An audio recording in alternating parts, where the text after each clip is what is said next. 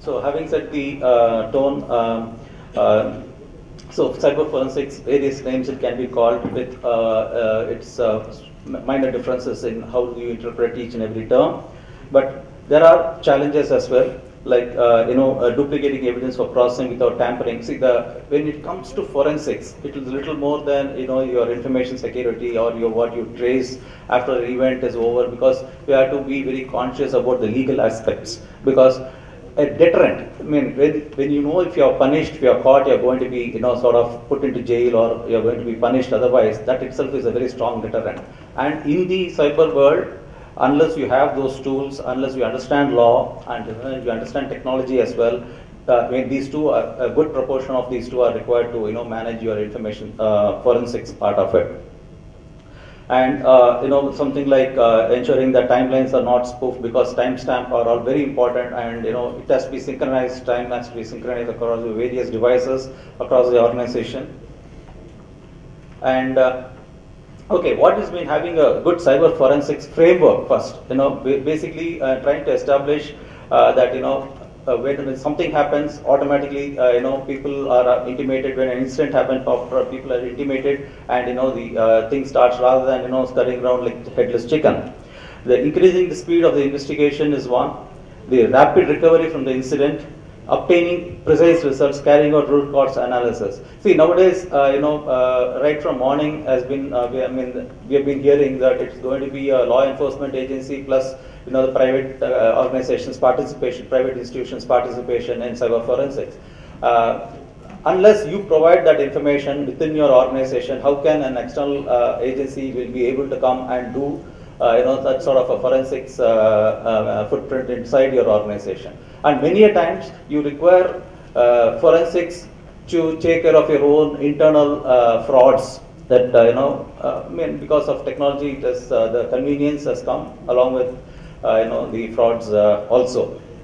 So how do you take care of that? So a huge money is being spent, a huge budget is there, and if people are going to take it away from one means or the other, and it's going to be really a very difficult situation. And if you see in the information security, we say about 70% of the incident happened because of insiders, and that has not changed in the last 12 years. Okay, ever since data has been collected, that a particular percentage has not changed. Either now what they say is either by insiders or with insiders information, and there is one element called social engineering also to it. But some other way, everybody internally is is responsible for cyber security piece. So then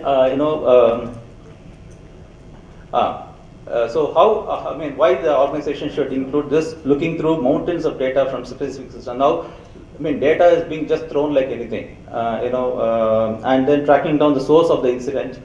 The advantage of having the data is that you can do a very good analysis, and as we earlier saw, as speaker said, it's like looking for a needle in the haystack. Then there are tools. I'm sure maybe Saket will be talking about those things.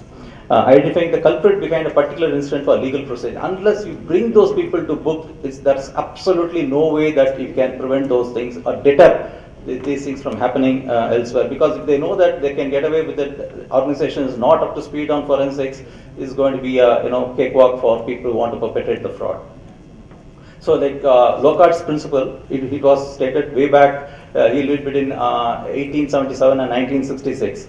But his message is very clear. When a person commits a crime, something is always left at the scene of the crime that was not present when the person arrived. Okay, so when advanced persistence threat, I'm sure somebody will be talking about advanced persistence threats are there. They don't attack on the first day or this thing. They just come and see how you are. Are you seeing them coming in and all these things, and then they sort of launch various things, make it happen.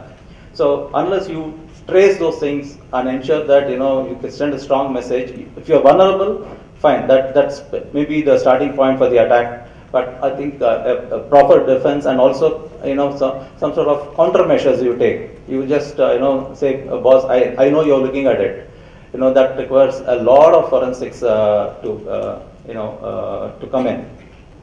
So forensics is one place, where data, the more the data, the difficult to process a statement may not hold good because we have, but only thing the quality of data is very, very important because there's a legal angle to it, and we have to, the law enforcement, the prosecution, and the legal, the judiciary all have to understand what you're trying to say. At this current state, that may not be, possible, but still we have to hope for it. The automation of forensics evidence collection and high processing power of forensic investigation. See, there are a lot of tools, there are a lot of these things, so it makes it a lot easier. And the volatility of data also presents a real challenge because if you the data changes its form and also the position from one to another. That's my last slide. I will come to that. But I mean, the important thing is tracking down the thing, and the first responders.